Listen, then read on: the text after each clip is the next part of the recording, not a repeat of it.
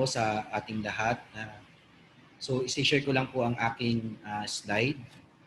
So, dito po sa briefing na ibibigay ko po ngayon ay makikita nyo po dito sa ating website na ipinadala ko po sa inyo ay mapapansin po natin ang mga iba't ibang mga informations. So, ito po yung mga iba't ibang informations na matutunghayan po natin.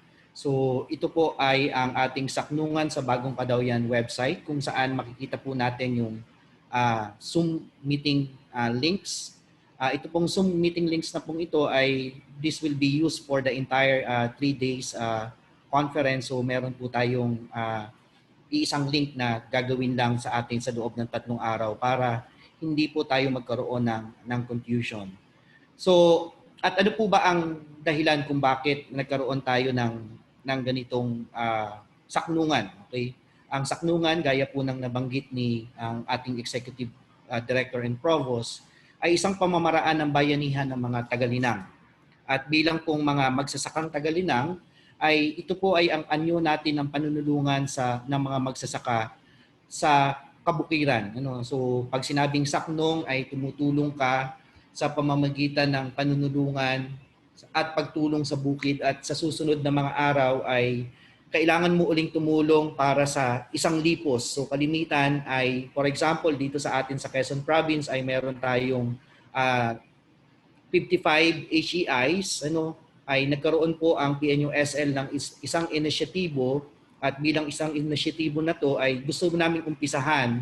At ang saknungan po kasi ay isang sustainable practices na mga magsasaka na naghuhup po kami na masundan ito ng mga iba't ibang mga HEI sa ating mga nasasakupan dito sa Quezon Province.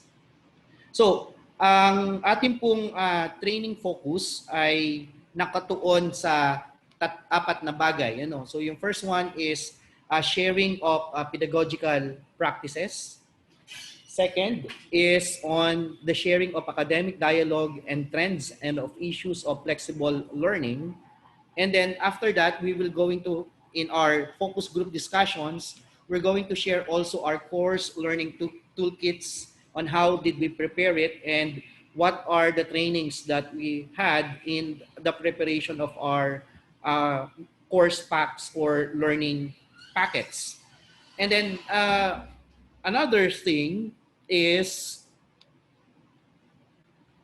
for the 3 days conference or the training workshop is that we have here the following objectives.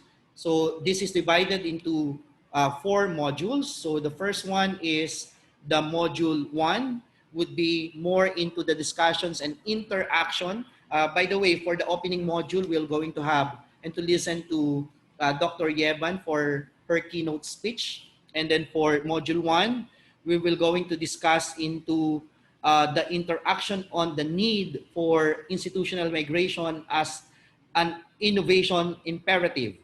And then we're going to have the work briefing or workshop briefing.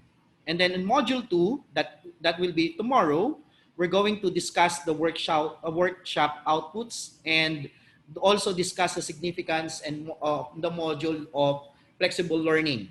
And then module 3 will be more into assessment and evaluation and monitoring of learning, particularly the challenges in online modality.